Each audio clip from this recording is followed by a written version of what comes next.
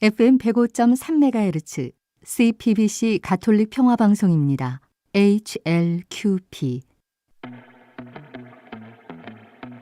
S22로 모든 디바이스를 활짝 연결할 시간. 삼성 갤럭시 S22. 삼성 갤럭시 S22가 5시를 알려드립니다.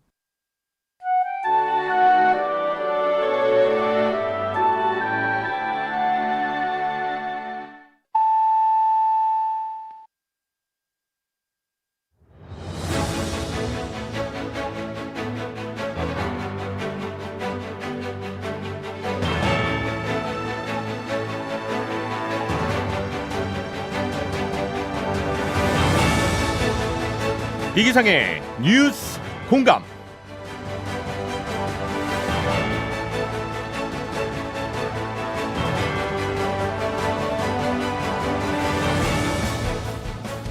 청취자 여러분 안녕하십니까? 이기상입니다. 평화의 모이신 성모님, 이 세상을 전쟁의 광기에서 보호하소서. 지난 수요 아리현 말미에 바친 프란치스코 교황의 간절한 기도에도 불구하고 러시아 침공 첫날인 어제 수백 명의 사상자가 발생했습니다. 과연 누구를 위한 평화 유지인지 묻지 않을 수가 없는 상황인데요.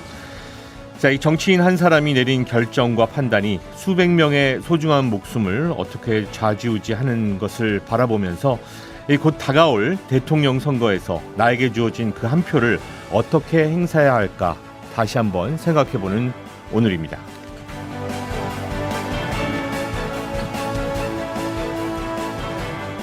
네, 오늘 5시 브리핑에서는요, 지구촌 신냉정 시대의 서막을 알린 우크라이나 사태 관련 소식들 함께 알아보겠습니다. 오늘 밤 방송될 20대 대선 후보 TV 토론 관전 포인트, 그리고 서울대교구장인 정순택 대주교의 사순 메시지 내용까지 준비되어 있습니다. 자, 오늘의 픽 인터뷰에서는요, 한국천주교 주교회의 정의평화위원회 총무인 상지종 신부를 직접 스튜디오에 초대해서 가톨릭 교회가 중요하게 생각하는 이슈들에 대해서 대선 후보들은 어떻게 생각하고 또 발표한 공약들은 얼마나 교회의 가르침에 부합하고 있는지 살펴보는 시간 마련할 거고요. 금요일의 코너입니다. 사제의 눈에서는 CPBC 보도주간 정수용 신부와 함께 주교회의 정책 질의서와 또 대선 후보들의 응답을 통해서 신앙인들이 어떤 점들을 생각해봐야 할지 말씀 나눠보겠습니다.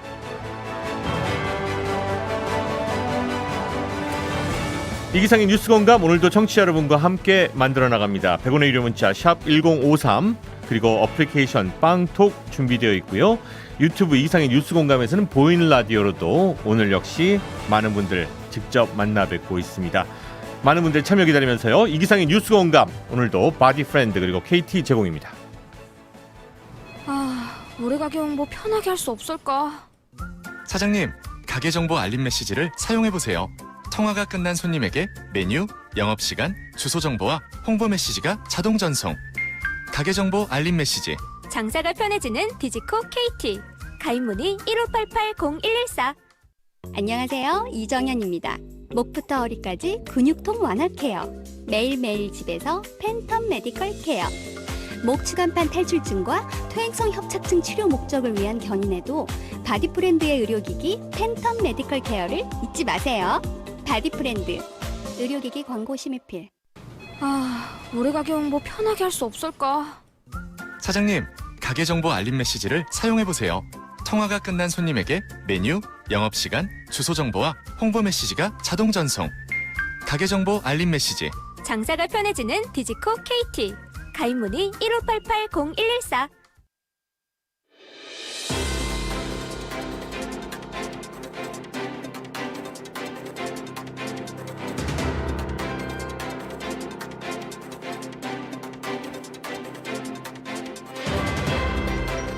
당신의 하루를 뉴스로 정리하는 시간 5시 브리핑. 네, 5시 브리핑 시작하겠습니다. 오늘도 맹현윤 기자 그리고 오창희 인권연대 사무국장 두 분 함께 하십니다. 어서 오십시오. 네, 안녕하세요. 안녕하십니까. 자, 이 전쟁이 지금 시작됐습니다. 우크라이나 상황이 심각한데요. 지금 수도인 키예프에 이 러시아 군이 이제 그 진군을 하고 있다라는 얘기까지 네. 지금 나오고 있죠. 뭐 키예프 북부에 들어섰다 이런 보도도 보이고요. 네네. 또 키예프 점령은 시간 문제다 이런 얘기도 나오고 있습니다. 지금 수백 명의 사상자가 나온 걸로 좀 보이고요. 네. 군인뿐만 아니라 민간인 희생자도 있습니다. 또 화제가 되는 뉴스가 이 우크라이나 북부 체르노빌 원전을 러시아군이 점령했다 이런 뉴스가 있는데요. 네네. 인근에서도 전투가 벌어졌어서 외신들은 이 전투가 가장 위험한 순간이었다 첫날에 네네. 이렇게 또 보도를 하고 있습니다. 원전 근처에서 이제 예. 총격전이 일어나고 예. 그러니까 좀 위험한 상황이다라는 얘기죠. 그리고 이 국제 NGO 단체 세이브 더 칠드런이라는 단체 들어보셨죠? 네네네. 여기서 성명을 발표를 했는데 네. 현재 이제 피난민 가운데 아동만 4만 명 정도 되는 걸로 추산이 된다라는 아하. 이 결과가 나왔고요. 또 대규모 피난이 이뤄지면서 이 굶주림이나 추위, 질병 등 심각한 위험에 아이들이 노출돼 있다. 네. 또 폭력 사태를 목격한 아동은 심각한 스트레스를 겪고 있다 이렇게 밝혔습니다. 이 전쟁 나면은 약한 사람들, 아이들, 여성들, 피해가 이루 말할 수 없습니다. 많은 전문가들이 이렇게까지 전면전이 벌어질 거라고는 사실 생각을 좀 못했던 부분들이 있거든요. 네. 예. 바이든 미국 대통령은 미국 정보 당국의 보고를 받고 러시아가 침공할 것이다 이런 얘기를 계속했어요. 네. 그런데도 이제 설마 전면전까지 가겠어 맞습니다. 이런 얘기가 있었는데 예. 일단 결과적으로 미 정보 당국의 정보는 좀 맞는 정보였던 그러게요. 걸로 보이고요. 일단 러시아는 이 우크라이나를 그냥 사촌 형제 이 정도쯤으로 보고 있고 또 우크라이나의 영토도 옛 소련의 영토다 네네. 이렇게 보고 있고요. 또 푸틴 대통령이 최근 이 대국민 담화를 봐도 우크라이나 국가성 자체를 좀 부인하는 장면도 있습니다. 그리고 그런데 이제 우크라이나는 계속해서 이제 나토 가입을 추진을 했던 거죠. 네, 그렇죠. 거기에 대해서 이제 러시아가 심각한 안보 위협을 느낀다 표면적으로 이렇게 표현을 하고 있고요. 좀 여러 전망이 있는데 러시아가 나토 가입 포기 조건으로 우크라이나와 타협을 할 것이다라는 전망이 있고 네. 아예 우크라이나의 친러시아 정권을 세울 때까지 압박할 것이란 관측도 나오고 있습니다. 네. 이게 이제 신냉전 시대 이런 이야기가 벌써 나오고 있는 것 같은데 미국 등 서방 국가들은 병력 파병에는 선을 긋고 있는 그런 그림이죠. 할 수가 없죠. 핵전쟁까지 발발할 수 있다. 그렇죠. 만약에 파병을 하게 되면 네. 이런 우려가 있는 거고요. 그리고 아직 우크라이나는 나토 회원국이 아니기 때문에 네. 군대를 들여보낼 수 없다는 입장입니다. 그렇죠. 그러니까 경제 제재 말고는 뾰족한 수가 없어 보이는 상황입니다. 일단 표면적으로 보면 미국과 서방 국가들 강력한 제재 조치를 취하겠다라고 발표를 했고요.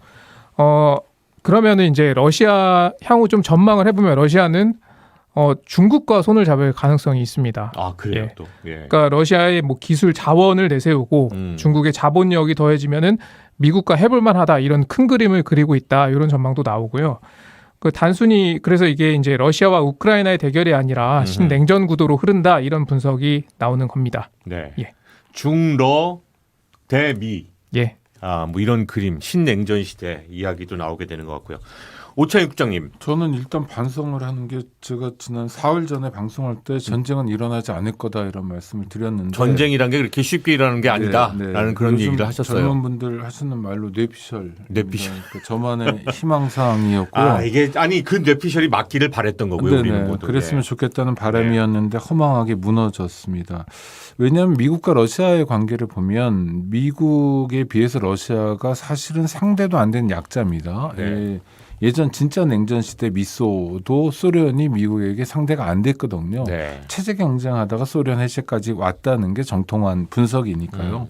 그리고 또 하나는 미국이 굉장히 강경한 발언들을 많이 해가지고 바이든 대통령이 직접. 네네. 그래서 저는 우크라이나 사태를 해결할 거다. 우크라이나 사태에서 미국이 굉장히 중요한 지렛대가 될 거다라고 생각했는데 실제로 상황을 보니까 그건 그냥 말로만 하는 거였습니다. 그렇죠? 예, 그러니까 지금 맹 기자 설명해 준 것처럼 우크라이나는 나토에 가입하겠다고 했지 아직 나토 회원이 아니기 때문에 그렇죠. 군사적으로 우리가 개입하지 않겠다라는 거예요. 실질적으로 할 수 있는 게 없는 거죠 지금. 아니 그러니까 안 하겠다는 거죠. 예, 또 하나는 미국 입장에서 우크라이나까지 그 병력을 파병할 만한 여력이 없는 겁니다. 이제 중국, 대만도 있고 곳곳에 있으니까요. 생각도 없었던 것 같고 의지도 없었던 것 같고 실력도 없었던 것 같아요. 그걸 이제 푸틴이 과감하게 파고든 것 같습니다. 그러니까 군대를 밀고 가도 뭐 경제 제재 정도 있겠지만 네. 아마 플러스 마이너스를 해봤겠죠. 그러니까 이건 손해 보는 장사가 아니다. 네네. 자기 나라 입장에서 밑에 안보 위협을 두고 있느니 이럴 때 한번 본때를 보여주는 게 네. 다른 옛날 그 공화국 연합이라고 그랬잖아요. 구소련 지역에 있는 다른 나라들에 대한 메시지도 된다. 뭐 이런 판단을 했고 그러게요. 시기도 판단했던 것 같아요. 하여튼 그거는 이제 정치하는 사람들의 판단인데 문제는 지금 당장 사상자가 나오고 있잖아요. 사람들이 죽고 난 다음에 네. 새로운 질서를 만들면 그게 무슨 의미가 있겠고 다치고 난 다음에 얻는 어떤 이익이 있다면 그게 무슨 의미가 있냐는 거예요. 그렇죠. 근데 저는 뭐 그 여러 지금 평화를 간절히 바라는 사람들이 아직도 절망적인 상태는 아니다. 아직도 늦지 않았다 이런 말씀들을 하셔요. 그래서 우리 마음을 모아가면 혹시 좀 새로운 국면을 만들 수 있지 않은가. 저는 지난번에 맹 기자님 보도하셨던 교황님 말씀 있잖아요. 예. 그 수요 아리안 때 가슴이 아프다. 근데 저희도 사실 그런 마음이어야 할 것 같아요. 네네. 우리 뭐 우크라이나에 우리 교우들도 별로 없고 내가 아는 사람도 없지만 우리 같은 인류 구성원인데 이렇게 무너지고 이렇게 아파하는 상황에 대해서 우리가 연대하면 그러면 조금 다른 상황들을 만들 수 있지 않을까. 더 이상 죽어가지 않았으면 하는 네네. 마음들을 모아야 될 때인 것 같고요. 그거 우리 국민들의 그런 마음이 모아지면 우리 정부도 그런 역할을 하게 됩니다. 지금은 이제 성명 정도를 발표하고 러시아에 대한 경제 제재를 하겠다는 정도지만 좀 더 적극적인 역할도 하고 뭐 전화를 받든 안 받든 푸틴 대통령한테 전화도 해보고 뭐 이러면서 우리도 우크라이나 사람들이 당하는 고통에 연대했으면 하는 바람입니다. 네. 뭐 우리 가톨릭 신자들 입장에서는 기도가 정말 필요한 때가 아닌가 싶고요. 함께 기도해 주시면 좋을 것 같습니다. 자, 우리도 이 정부 입장에서는 또 나름대로의 어떤 그 포지션이 필요하고 또 대책이 필요할 예. 것 같습니다. 예. 일단 최우선은 지금 28분 정도가 아직 우크라이나에 체류 중인 국민이 있다고 그렇군요. 하거든요. 예. 예, 그래서 그분들 보호가 최우선일 테고요. 그러니까 이분들 같은 경우에는 가족이 우크라이나 사람인 경우도 있는 거고, 예. 또 거기서 생계를 이어가는 분들도 네네네. 그리고 또 거동이 좀 어려운 분들도 있는 거고요. 있을 테고. 예. 예. 그래서 일단 정부는 우리 공간은 끝까지 남아서 교민들을 보호하겠다 이런 입장이고요. 다음으로 이제 경제적 외교적 대비가 좀 필요해 보이는데 지금 정부에서 굉장히 많은 회의체가 가동이 되고 있어요. 그러니까 네. 문 대통령도 오늘 이 매일 가동하고 있는 우크라이나 사태 비상 대응 TF를 통해서 좀 선제적으로 대응하라 이런 지시를 했고요. 그러니까 사태가 장기화가 되면은 수출 시장, 뭐 금융 부분 그리고 원료나 광물, 원자재 조달 이런 부분에 있어서 충격이 상당할 것으로 예상이 되고요. 지금 정부는 모든 가능성을 열고 대비하고 있다 이렇게 밝혔습니다. 네. 그리고 오창익 국장님이 좀 설명을 해주셨는데 그렇게 프란치스코 교황님이 이야기를 하시고 또 교황청에서 이제 국무원장 파롤린 추기경이 또 그렇죠. 비슷한 이야기를 또 했습니다. 네, 한 번 어떤 더 얘기들 나왔었죠?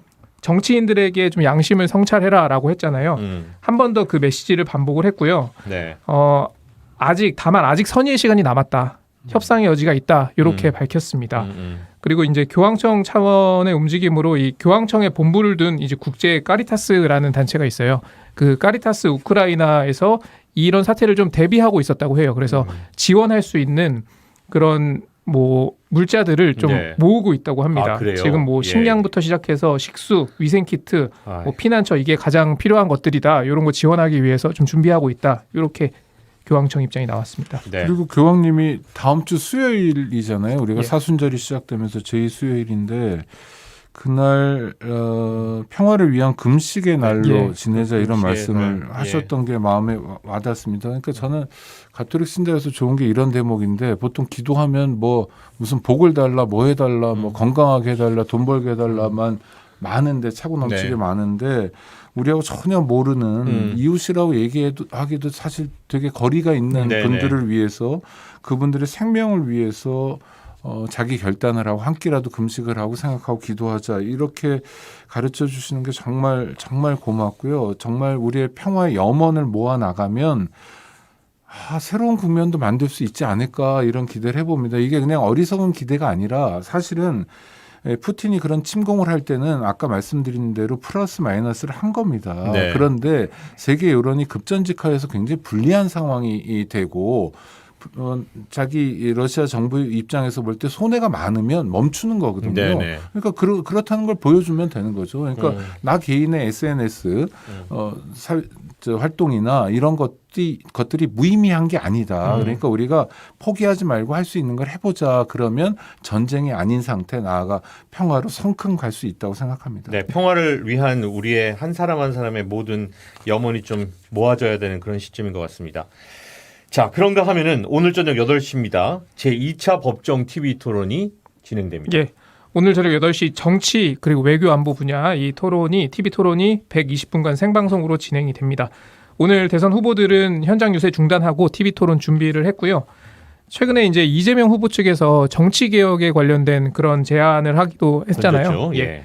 오늘 토론에서 좀 어떤 논의가 이루어질지 좀 그러게요. 주목이 되고요. 네. 아울러 이 러시아의 우크라이나 침공과 관련해서도 우리의 좀 외교안보 기조에 대해서도 좀 공방이 오갈 것으로 보입니다. 네. 권력구조 개편 그리고 외교안보 정책 분야에 대한 2차 토론입니다.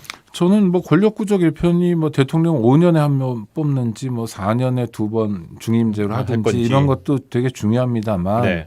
실제로 우리의 삶이 걸려 있잖아요. 오늘 토론 되게 중요합니다. 그래서 제가 요청드리고 싶은 건 가급적 꼭 보시라. 그리고 제대로 또 분명하게 평가하시라는 겁니다.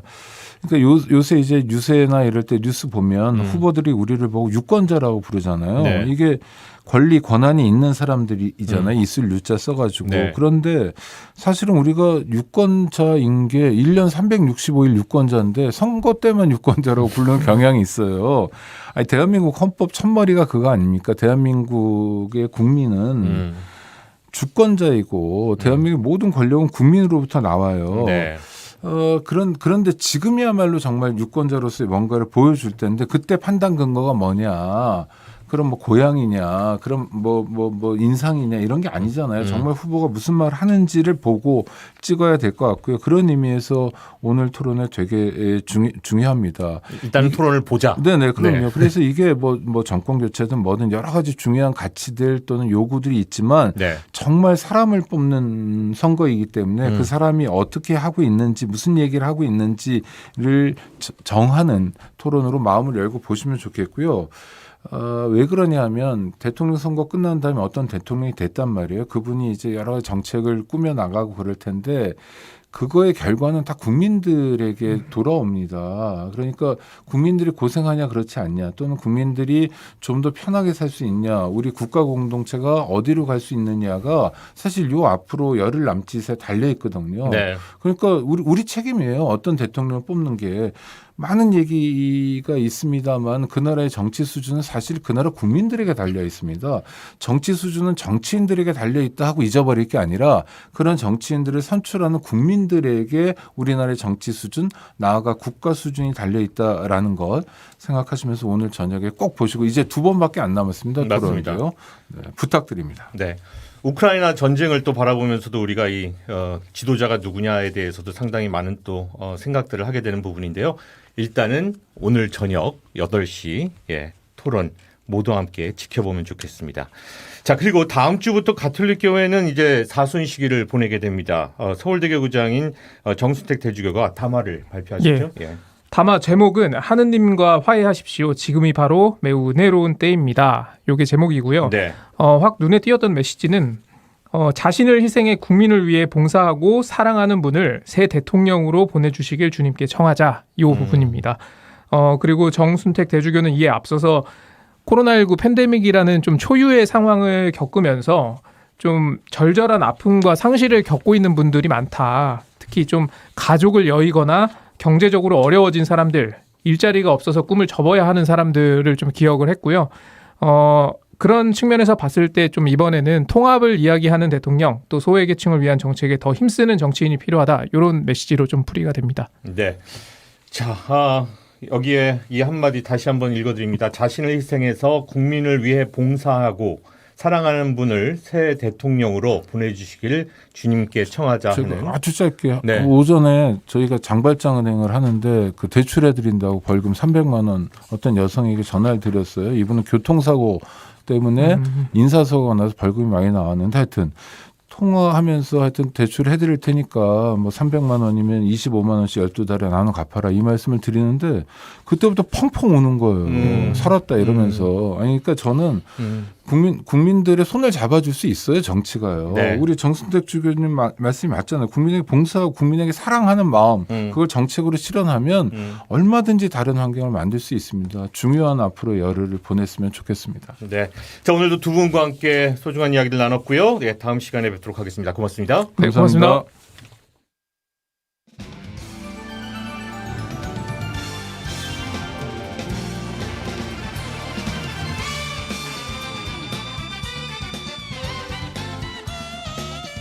주요 뉴스 가운데 뽑힌 오늘의 픽 지금 바로 시작합니다. 네, 20대 대선이 12일 앞으로 다가왔습니다. 유권자들의 막바지 표심을 얻기 위한 대선 후보들의 이 정치권의 또 움직임들이 아주 빨라지고 있는데요. 하지만 그리스도교 유권자들의 표심은 좀 달라야 하지 않을까 싶습니다. 그래서 한국천주교 이 주교회의가 지난주에 20대 대선 후보들에게 정책 질의서를 발송했습니다. 그리고 그 답변 정리한 내용이 오늘 오후에 발표가 됐는데요. 자, 한국천주교 주교회의 정의평화위원회 총무인 상지종 신부는 오늘 스튜디오에 직접 모시고 이 주교회의 차원에서 대선 후보들에게 정책 질의서를 발송하게 된 이유 그리고 또 후보들의 주제별 질의 내용에 대한 그 답변까지 그리고 또 그 평가까지 함께 좀 나눠보도록 하겠습니다. 신부님 안녕하십니까? 네, 안녕하세요. 반갑습니다. 어서 오십시오. 신부님 제가 늘 SNS에서도 많이 뵙고 팬이었는데 뵈서 반갑고요. 오늘 이 자료를 정리하시느라고 뭐 밤을 새셨다고 얘기 들었습니다. 이게 워낙 이제 어차피 대통령 후보 등록을 한 다음에 진행돼야 될 일이기 때문에 사실 질의서는 작년에 다 만들어 놨어요. 아하. 근데 그걸 이제 배포하고 그다음에 회수하는 과정이 딱 일주일. 그다음에 그 이틀 동안 이제 정리를 해야 되니까 막판에 이제 지난주 이번 주 조금 막판에 바빴죠. 바쁘게 움직이셨네요. 아주. 네, 그렇게 됐죠. 네. 자, 먼저 이 주교회의 차원에서 대선 후보들에게 질의서를 보내게 된 배경과 또 취지에 대해서 좀 말씀해 주시면 좋을 것 같습니다. 대통령 선거라는 게 사실 대통령 한 사람 뽑는 게 아니라 그 사람의 어떤 정책 방향이라든지 그다음에 뭐 가치관 그다음에 국가와 국민을 위해서 무엇을 할 것인가 이런 것들을 이제 총체적으로 보고 그러니까 향후 5년간에 이제 달려 있는 문제잖아요. 그럼요. 그래서 사실 모든 국민이 관심이 많을 거고 그래서 뭐 각계각층에서 또 각 단체에서 이제 정책 질의를 하고 아니면은 이런 거 해야 된다라고 서명해라 요구하기도 합니다. 네네. 근데 이제 이런 생각을 하시는 분들도 있을 것 같아요. 그리스도인 중에서 특별히 교회가 왜 하냐고. 근데 교회도 예외는 아니죠. 그렇게 얘기하시는 분들 분명히 있거든요. 우리 그리스도인도 그 시민이잖아요. 국민이고. 근데 여기 이제 더해서 그 질의서에 보면 잘 나와 있는데 이렇게 돼 있습니다. 질의서 취지문에 보면은 한국천주교회 산하 7개 위원회는 가톨릭 교회의 가르침에 비춰본 한국 사회의 현실의 문제점과 관련해서 후보자들의 정책에 대해서 묻겠습니다. 이렇게 돼 있어요. 그러니까 그냥 한국 사회가 이렇다 이런 문제가 있다라는 게 아니라 그것을 뭐에 비춰서 보느냐 교회의 가르침 곧 복음에 비추어서 해석을 하고 그러니 이런 문제가 있다. 여기에 대해서 어떻게 생각을 하고 그 어떻게 해결해 나갈 것이냐 정책을 좀 제안해 달라 이런 취지이기 때문에 일종의 이제 복음 선포라고 할 수 있죠. 우리 교회의 복음이 그다음에 우리 교회의 가르침이 우리 사회에 어떻게 적용될 것인가 거기에 대한 이제 복음 선포고 거기에 대한 이제 응답을 요청하는 것이라고 볼 수 있겠죠. 네. 아주 중요한 부분인 것 같은데 사실 이런 시도들이 기존에 좀 있어 왔던가요? 다른 대선에서는? 지난 대선 때도 있었고요. 아, 그래요? 그다음에 이제 국회의원 선거 때도 이제 질의를 하는데 이번에 좀 달라진 거는 그 지난 19대 대선 때는 이제 4개 위원회가 참여를 했어요. 이번에는 이제 7개 위원회가 참여했고 문항수도 훨씬 많아졌고 좀 세분화됐고 그래서 아마 잘은 몰라도 이 질의서에 답을 하면서 각 후보 캠프에서 조금 애를 먹지 않았을까 그런 생각도 좀 듭니다. 이렇게 애를 먹도록 좀 하는 사람들이 필요한 거죠. 지금 이 시점에서 대한민국을 위해서 말이죠. 그래야지 그 자기 주장만 하는 것이 아니라 정치인들이 후보자들이 국민들이 각계각층에서 어떤 생각을 하고 있구나 이런 네. 것들을 알아야지 되니까 네네. 그런 그럼요. 측면에서 중요한 질의서라고 저는 생각을 합니다. 가톨릭 교회의 정책 질의에 대해서 대선 후보들이 어떻게 좀 답변들을 잘 해왔는지 모르겠습니다. 네. 지금 이제 정확히 제 기억이 맞는지는 모르겠는데 14분이 출마를 하셨잖아요. 맞습니다. 14번으로 저도 근데 그 보고 가운데 있습니다. 그 이제 4분 우리가 이제 주요 오늘 이제 토론에 네네. 이제 초대받은 여기도 지금 가톨릭이 그렇죠. 묻고 대선 후보가 답하다. 이렇게 4분을 네. 이제 에게 보냈고 네. 3분은 그러니까 이재명 후보 그다음에 윤석열 후보, 심상정 후보는 이제 답변서를 보내왔고요. 네. 안타깝게도 뭐 내부적인 어떤 사정이 있는지는 모르겠으나 네네. 안철수 후보 측에서는 이제 보내주지 않았고 예. 지난 19대 정책 질의서에 대한 답변보다도 아주 더 이렇게 구체적으로 상세하게 성실하게 네네. 이렇게 답했다고 저는 생각을 합니다. 네. 가톨릭 교회가 중요하다고 생각하는 그 주제들이 분명히 있습니다. 네. 생명과 인권 뭐 이것을 중심으로 해서 여러 가지 이슈들이 있을 텐데 사실 대선 후보들에게 보내주신 정책 주제들 뭐 어떤 내용들을 중심으로 해서 정리가 됐을까요? 크게 뭐 우리가 살아가고 있는 이 사회 전반에 대한 것을 다 모든 것을. 물었다. 네. 그만큼 그러니까 7개 위원회에서 참가를 했잖아요. 네. 그래서 다루고 있는 내용들은 뭐 생명, 인권, 그다음에 언론, 경제, 정치, 그다음에 노동, 네. 그다음에 농업이라든지 특히 이제 그 기후 위기 극복이 강조되고 있는 이 시점에서 생태 분야, 아하. 그다음에 남북의 대치 상황이라든지 이 상황에서 이제 평화를 어떻게 구현할 것인가. 네네. 그리고 이제 사회복지 사각지대에 있는 분들, 네. 뭐 장애인, 그다음에 노숙인들, 이주민, 난민들, 여성들. 우리 가톨릭 교회가 늘 얘기하고 그렇죠. 있는 네. 그런 이슈들이 다 그런 거, 담겨 있네요. 그렇죠, 예. 네. 네. 자, 지금부터 좀 관련 내용들을 짚어보도록 할 텐데요. 먼저 이 가톨릭 교회가 가장 중요하게 생각하는 그 생명 부분이 아닌가 싶습니다. 더군다나 이제 입법 공백 상태에 있는 이 낙태죄 관련된 후보들의 생각이 궁금한데 어떤 답변들이 있을까요? 이 생명 얘기가 나오면은 이게 민감하죠? 민감하죠. 네. 그 우리 교회 원칙은 확고 부동합니다. 네. 생명은 그 자체로 존중받아야 되는 거죠. 그게 어떠한 형태도 됐든 맞습니다. 태어났든 아직 태어나지 않았든 그다음에 한 사람으로서의 온전히 사회적 기능을 할 수 있든 그렇지 못하든. 네. 근데 이 부분에서 사실은 이제 태아의 생명권이 네. 그 이제 우리 특별히 가톨릭 교회에서 그렇게 강조하는 이유는 사실 지금 사회적 분위기가 점점 그 별로 중요하게 생각하지 않는 분위기거든요. 이 아주 사회적 관대해지고 분위기가. 있죠. 그렇죠. 예. 그래서 그 뭐 사람들이 가톨릭 교회는 왜 저래라고 생각할지는 몰라도 네. 적어도 이 부분만큼 절대적으로 양보할 수 없는 부분이다. 그렇게 생각을 하는데 그 정치인들 입장은 아무래도 교회와는 많은 차이점을 가질 수밖에 없다. 현실적으로. 네. 네. 그러니까 유권자들 생각을 해야 되고 사회적 분위기를 생각을 해야 되고 그렇죠. 예. 그래서 이제 보통 이제 뭐 된다 안 된다 이런 표현보다는 네. 두리뭉실하게 뭐 사회적 합의라든지 그렇죠. 뭐 이런 예, 식으로 표현을 하고 그래서 좀 답답한 부분이긴 한데 네. 그럼에도 불구하고 끊임없이 우리 교회 입장에서는 이 생명 수호를 위해서 정치 그다음에 사회 일반 모든 이들과 그 대화를 해야 되고 그 사회 분위기가 이렇게 갈수록 오히려 네. 그 생명 수호라는 교회 본연의 사명에 대해서 더욱더 강하게 외쳐야 되지 않을까 그런 생각을 어찌 보면 해봅니다. 좀 답변이 그 만족스럽지 못했다고도 볼 수 있을 것 같고 그렇죠. 예. 네. 좀 정치적인 수사들이 상당히 좀 많이 그렇죠. 네. 사용될 수밖에 없는 민감한 토픽이었던 것 같습니다. 사실 임신과 출산, 양육, 뭐 우리 사회에서의 어떤 여성과 남성의 개인적인 문제가 아니라 국가와 사회가 함께 지금 풀어 나가야 될 큰 숙제인 것 같은데요.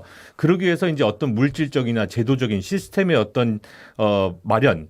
예, 이런 그 제도들이 만들어지는 것이 상당히 시급해 보이는데 이런 것에 대한 어떤 고민들도 좀 많이 담겨 있었는지 모르겠습니다.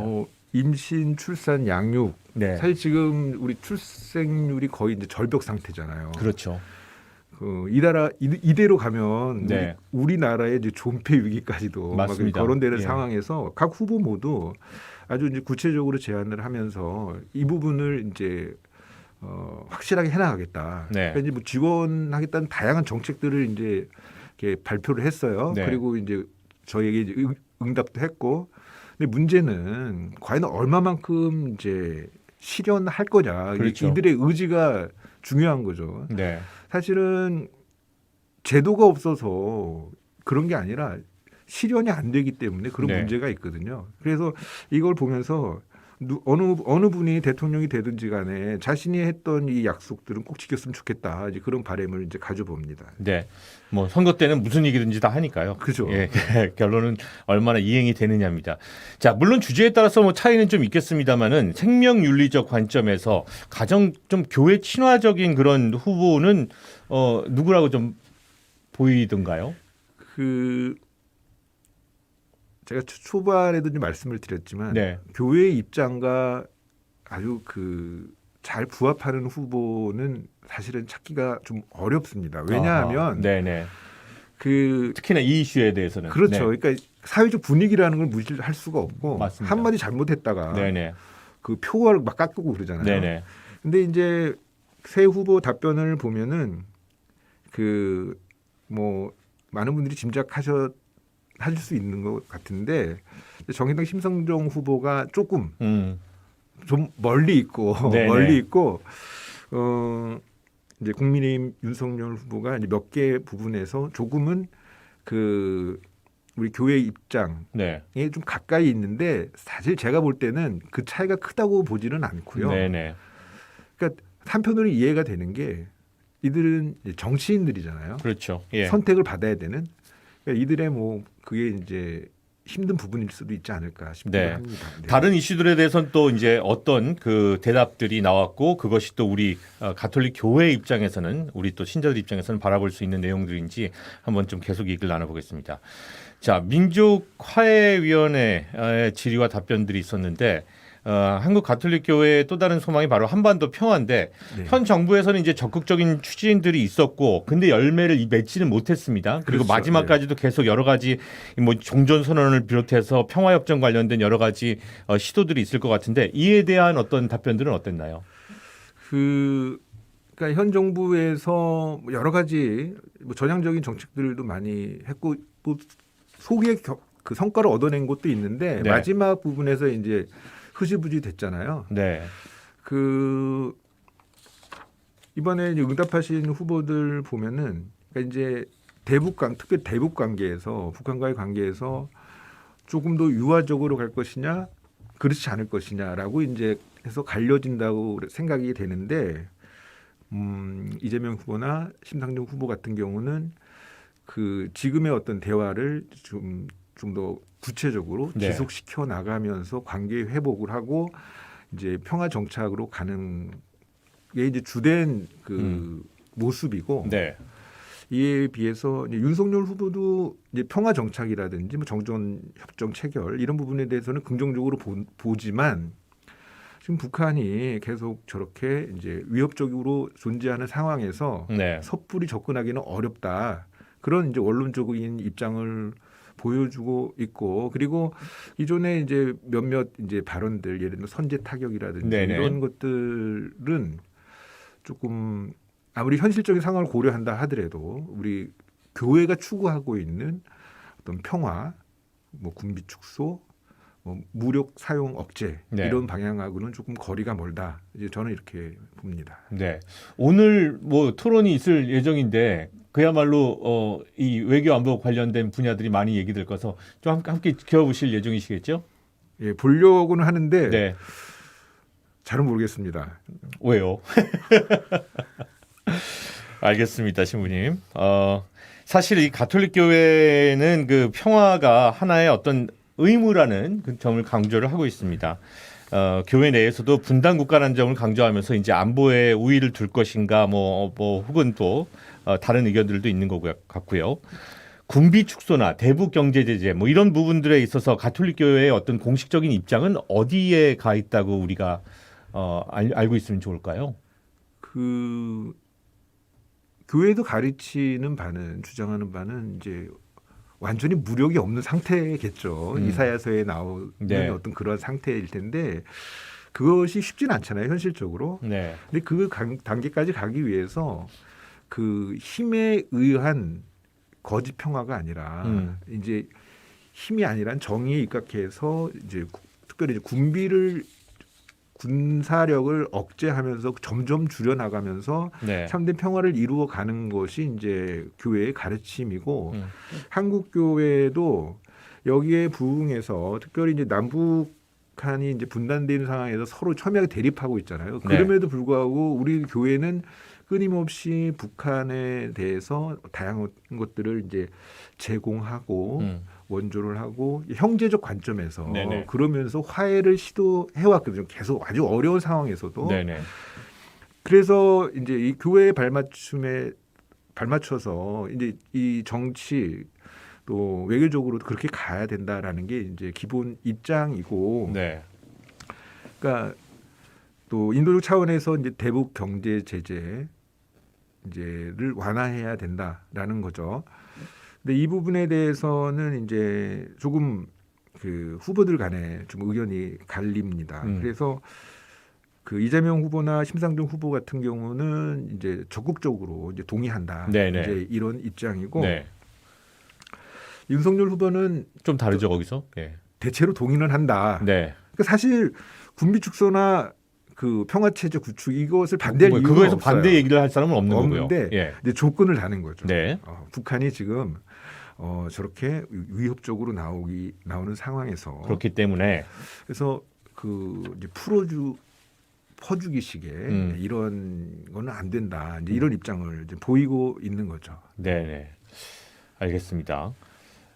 그런가 하면은 지금 이제 주교회의 정평위에서도 다양한 질문들을 보낸 걸로 알고 있습니다. 그 중에서도 이제 가톨릭 교회가 꾸준히 주장하고 있는 사형제도 폐지. 그렇죠. 예, 이것과 네. 관련돼서는 어떤 답들이 돌아왔나요? 그 사형제도 폐지는 이제 인간 생명에 관련된 부분이잖아요. 사실은 사람이 어떤 이유든 사람의 목숨을 빼앗을 수 없다라는 기본 원칙에서 출발하는 건데, 그래서 특히 이제 종교계에서 사형제도 폐지를 위해서 많이 애써왔고, 특별히 그 앞에서 우리 가톨릭 교회가 가장 앞서왔다라고 이제 보여지는데, 이번에도 이제 지난 대선 때도 그렇고 이번에도 그렇고 이제 물어봤습니다. 그랬더니 이제 이재명 후보 같은 경우는 네. 찬성한다. 그런데 예외적으로 전쟁 범죄나 집단 살해 같은 범죄는 예외로 해야 하지 않겠느냐, 이제 이런 입장이었고, 이게 이제 윤석열 후보는 뭐 찬성 반대 입장이 아니고, 한국이 지금 우리나라가 실질적인 사형 폐지 국가인데, 네. 그러니까 어떤 법적인 사형제 법적으로 그 완전한 폐지는 사회의 성숙한 합의가 전제된다면 뭐 따라오는 것이 아니겠느냐, 이제 이런 입장을 보였습니다. 이에 반해서 이제 예. 심상정 후보는 찬성한다고 했고, 이런 면에서 보자면 세 후보 모두 사형제도 폐지는에 대해서는 어느 정도 공감을 하고 있다. 네. 저는 이제 그렇게 생각을 하고, 아무쪼록 이제 뭐 이게 빨리 해결이 됐으면 좋겠다. 제가 네. 이제 사형제도 폐지 소위원회 활동도 하고 있는데 네네네. 이번 국회에서 좀 해결이 됐으면 좋겠다, 이런 바람을 가져봅니다. 이게 지금 계속해서 여러 가지 이슈들을 짚다 보니까 네네. 사실 뭐 같이 그 인식을 공유하고 있는 그 답들은 비슷비슷한 것 같은데, 네, 그렇죠. 결과적으로 얼마나 그 이것에 대해서 실행할 수 있는 그런 마음을 가지고 있느냐. 그렇죠. 야, 그렇죠. 이것이 이제 네. 상당히 그 큰 차이를 가지고 올 것 같다는 생각이 네네. 드네요. 맞습니다. 이주민들과 난민들에 대한 질문도 있었다고 하던데요. 대선 후보들의 어떤 질문을 던졌고 또 어떤 이야기들이 돌아왔습니까? 크게 이제 두 가지를 이제 질의를 했습니다. 네. 하나는 이제 이주민에 관한 거고, 하나는 이제 난민에 관한 건데, 일단 외국인 노동자들이 네. 우리 그 자국 노동자들과 차별 없이 노동할 수 있는 법적 제도적 개선이 필요하다. 네네. 이게 교회의 관점이다. 그렇죠. 여기에 대해서 이제 물었고, 또 하나는 우리나라 선진국이잖아요. 그래서 살기 위해서 우리나라에 들어오는 난민 희망자들이 많이 있어요. 네. 근데 실질적으로 난민 인종률이 너무 낮아요. 신청하는 것도 힘들고 신청해서 심사 기간 너무 길고 네.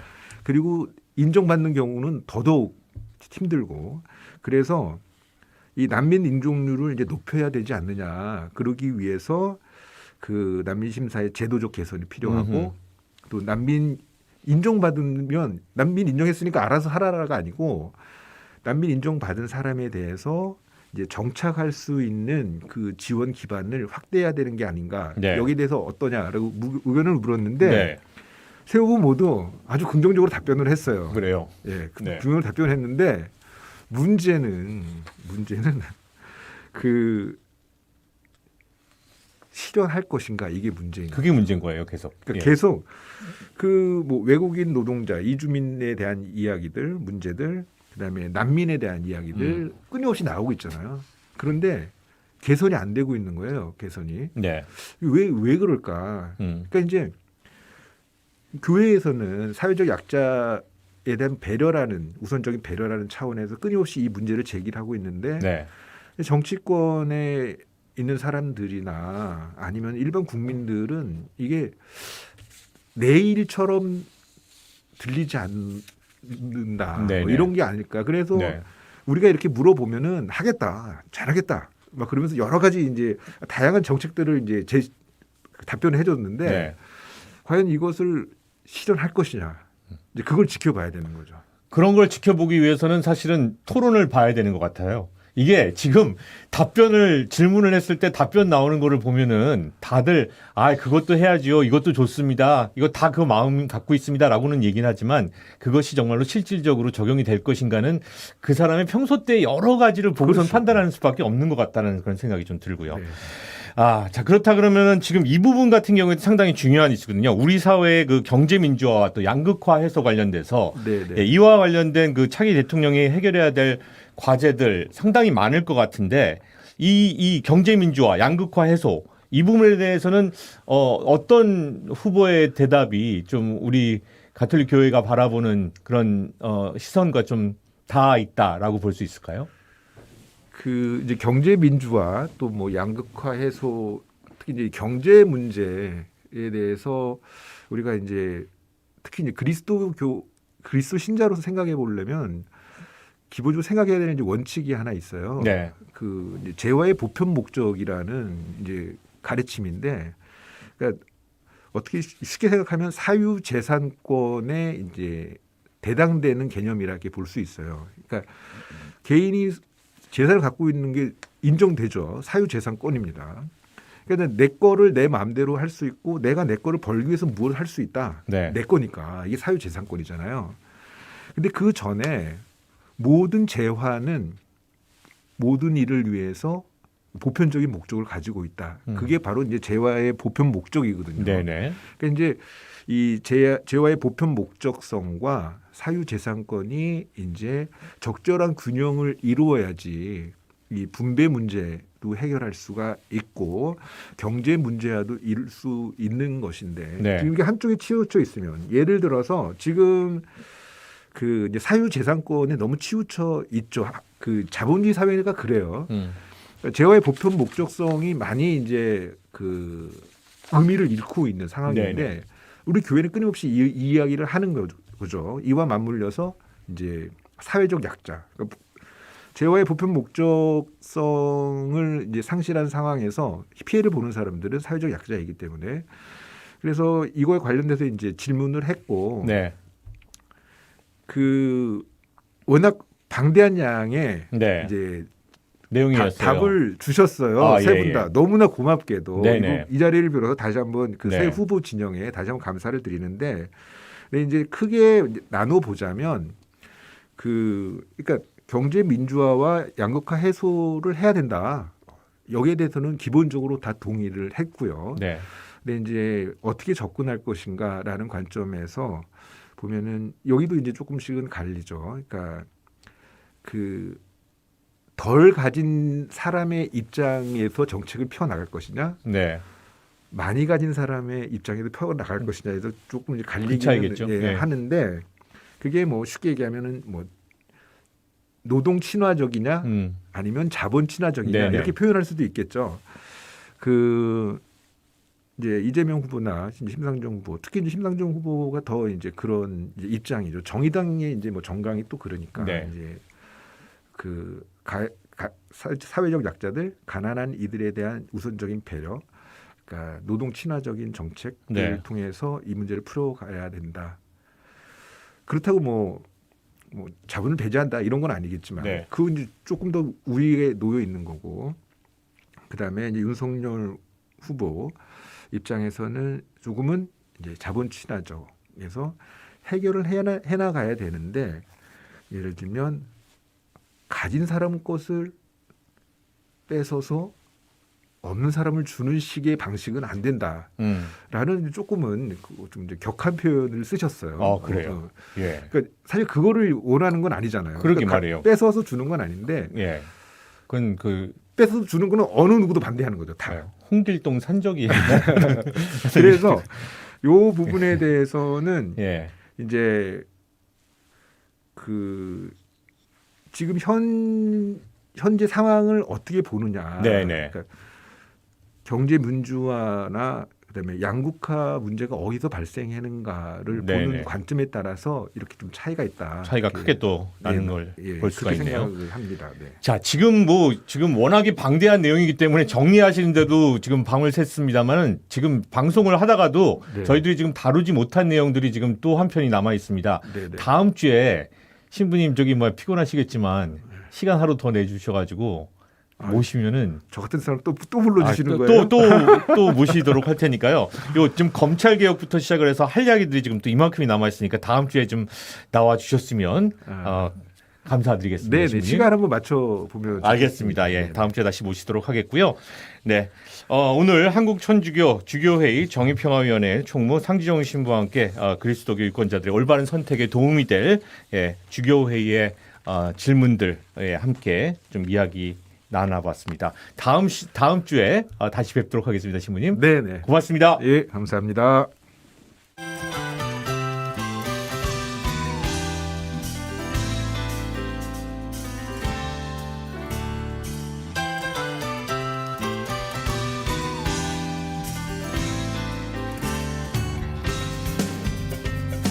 사제의 눈으로 세상을 바라보는 시간, 정수영 신부의 사제의 눈.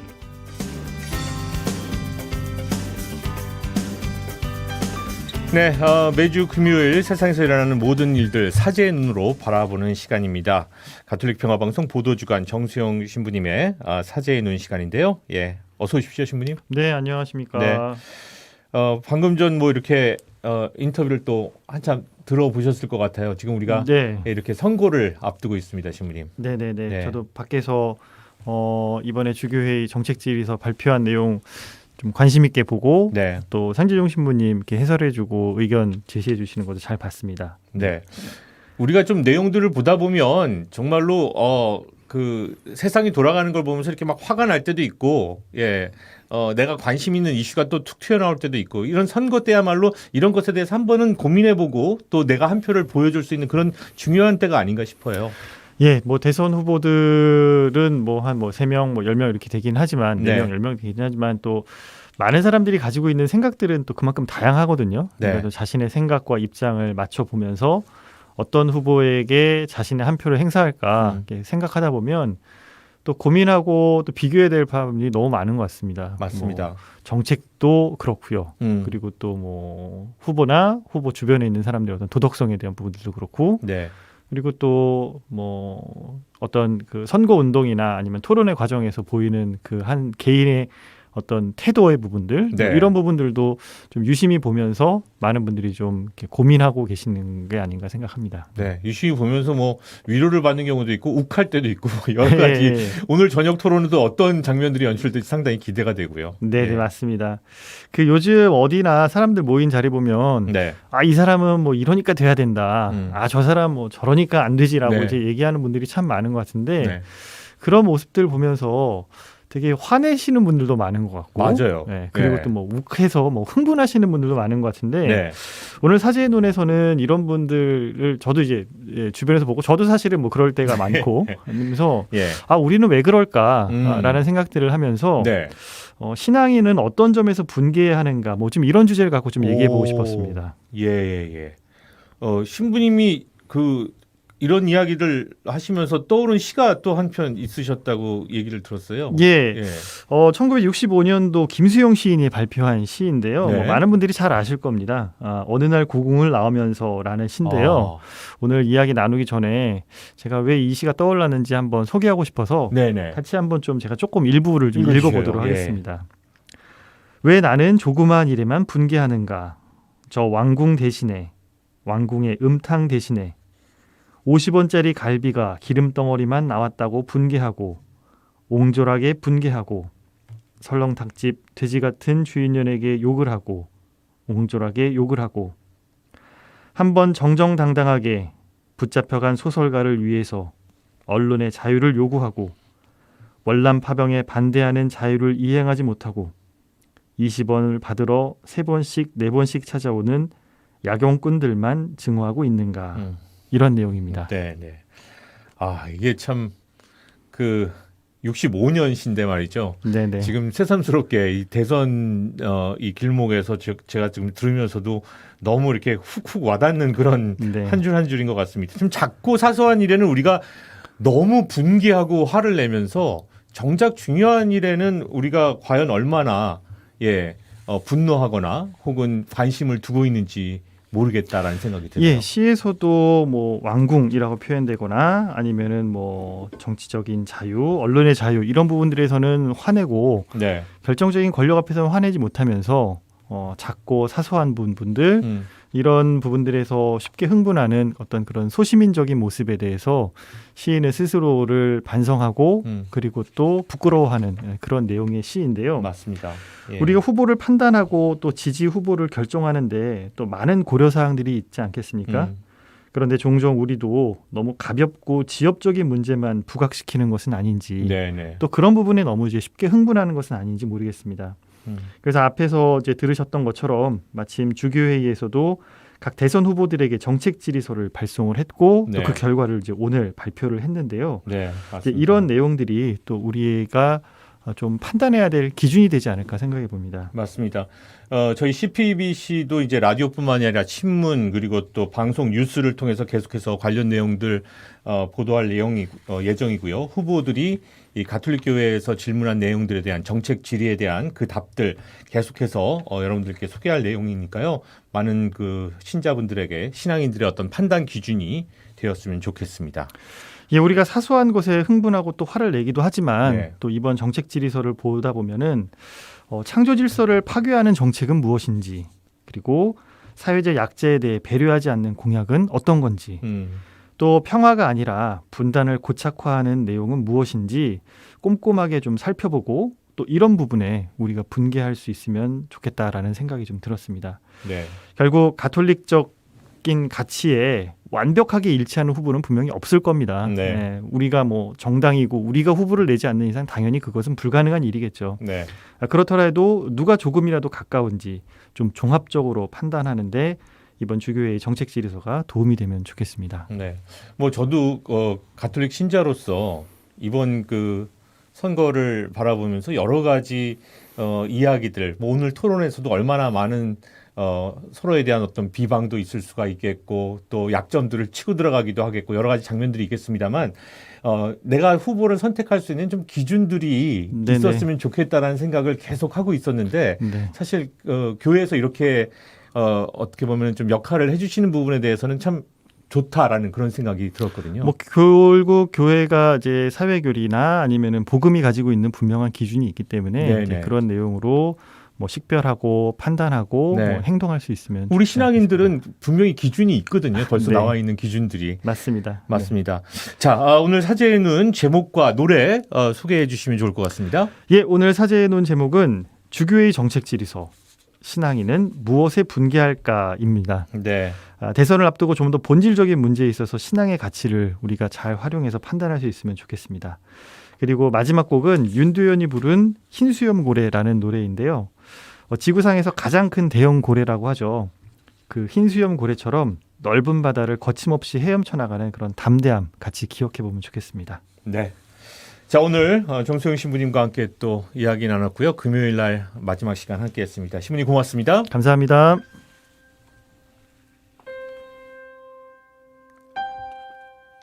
네, 오늘 여러분과 함께한 이 시간 여기서 인사드리도록 하겠습니다. 저는 다음 주 월요일에 다시 인사드리겠습니다. 안녕히 계십시오.